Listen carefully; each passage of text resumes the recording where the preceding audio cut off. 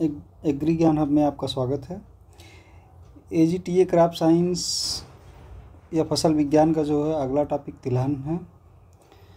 उत्तर प्रदेश में उगाई जाने वाली प्रमुख तिलहनों का ओवरव्यू एक देखेंगे। हम क्रॉप कल्टीवेशन की बात नहीं कर रहे हैं कि क्रॉप कैसे कल्टीवेशन किया जाता है, क्या है, कैसे है। हम एक ओवरव्यू जो इस समय परीक्षा के ट्रेंड में है उसी को मद्देनज़र या उसी को ध्यान में रख के फसलों का एक ओवरव्यू दे रहे हैं। क्रॉप कल्टीवेशन की लास्ट में देखा जाएगा, उसको जब आ जाएगा तो उसके हिसाब से फिर हम एक बार फिर से वीडियो बनाएंगे, तब देंगे। तो डिफिनेशन की बात करें, तेलों बेसिकली इसका तेल के लिए किया जाता है या खाद्य पशु या चारा औद्योगिक फसलों के लिए, बायोफ्यूल के लिए भी उत्पादन किया जाता है या खली के लिए उत्पादन किया जाता है। तो इसका उपयोग जो है तिलहनी फसलें वे फसलें होती हैं जिनसे तेल बेसिक एक नॉर्मल डिफिनेशन है, इस पर ध्यान रखते हैं। अब होती कौन कौन सी हैं, उत्तर प्रदेश के किस क्षेत्रों में उगाई जाती हैं। तो सरसों यहाँ की मुख्य तिलहन फसल है। यह पूर्वी और पश्चिमी उत्तर प्रदेश में उगाई जाती है। मूंगफली की बात की जाए तो बुंदेलखंड और दक्षिण भारत में। मूंगफली पूरे भारत में मुख्य तिलहन फसल है तेल हेतु, और सरसों उत्तर प्रदेश में ये आ चुका है PYQ में, तो इसको भी ध्यान रखिएगा। तिल की बात की जाए तो यह खरीफ मौसम की तिलहनी फसल है। सोयाबीन यह दलहन और तिलहन दोनों में आती है। सीमित क्षेत्रों में इसका उत्पादन, जैसे बुंदेलखंड एरिया को लेकर क्वेश्चन बने हैं और बनेंगे भी।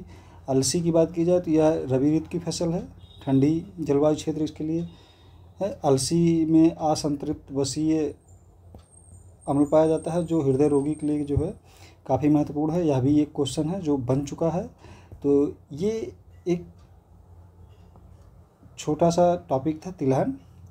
अब इसके महत्व की यदि बात की जाए कि महत्व को लेके, चैलेंजेस को लेके आजकल क्वेश्चन बनने का ट्रेंड है, तो उस हिसाब से हम दे रहे हैं, ना कि क्रॉप कल्टीवेशन पे जो है वीडियो बना रहे हैं।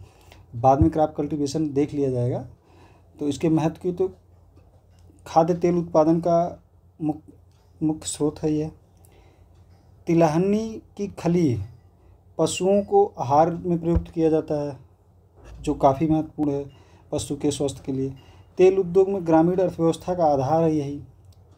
भारतीय कृषि में आप गाँव में जाएंगे तो तेल, सरसों या तिलहन ग्रामीण अर्थव्यवस्था में लोग सरसों पैदा करते हैं, उसको सेल करते हैं, वह 2-4 महीने का इनकम होता है।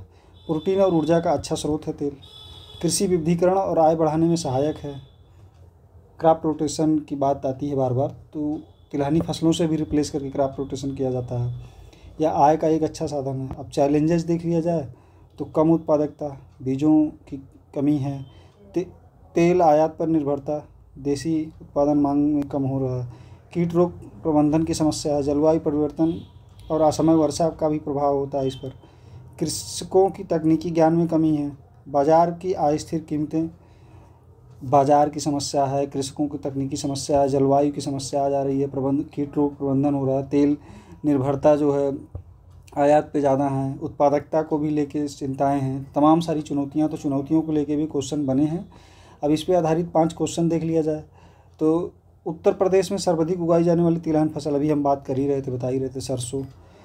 तिलहनी फसलों में कौन सा प्रमुख उत्पाद प्राप्त होता है, तो खाद्य तेल या खली, ये भी एक मिलती है बाई प्रोडक्ट के रूप में। मूंगफली प्रमुख उपजाऊ भूमि उत्तर प्रदेश किस क्षेत्र में उगाई जा रही है, तो बुंदेलखंड क्षेत्रों में उगाई जाती है। तिलहनी फसलों की उत्पादकता कम होने का एक प्रमुख कारण बताइए, तो उन्नत बीजों का आधुनिक तकनीकी का अभाव। ये क्वेश्चन आ चुका है, महत्वपूर्ण क्वेश्चन है। UPPCS के किस ईयर में आया, अब ये तो मुझे, जब मैं PYQ सीरीज बताऊंगा तो वहाँ बता दूंगा, पर ये आया है, अच्छा क्वेश्चन है। तिलहनी खली का उपयोग किसके लिए किया जाता है, पशु आहार के रूप में किया जाता है। तो ये 5 क्वेश्चन था, छोटा सा टॉपिक था तिलहनी फसल। अब उसी को हमने एक टेबल फॉर्म में बता दिया है, जैसे सरसों का पश्चिमी और पूर्वी उत्तर प्रदेश क्षेत्र बता दिया है, मौसम बता दिया है, दो उपयोग बता दिया है इसका। तो यह भी, जैसे मूंगफली की बुंदेलखंड एरिया है, दक्षिणी उत्तर प्रदेश, खरीफ ऋतु की फसल है यह। खाद्य तेल, खली, मिठाई और नाश्ता में उपयोग किया जाता है। शीशम की बात की जाए तो पूर्वी उत्तर प्रदेश, तराई क्षेत्र, खरीफ ऋतु की फसल है।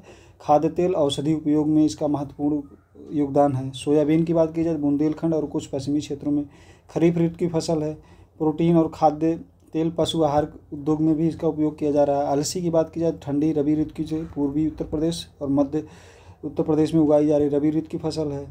अलसी का तेल और औद्योगिक पशु आहार के रूप में जाना जाता है। तो ये एक छोटा सा टेबल है। यहाँ से आपको लग रहा होगा कि बहुत छोटा सा टॉपिक है, क्या बता रहा है, लेकिन ये काफ़ी अच्छे बड़े क्वेश्चनों को टैकल करने के लिए बहुत ज़रूरी है।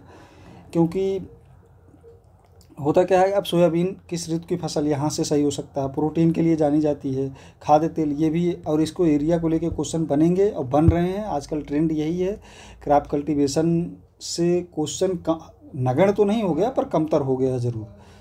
तो इसलिए ये छोटा सा टॉपिक है, इस पर ध्यान दें। तो अगला टॉपिक अब मिलेट्स का है तो वो देखा जाएगा।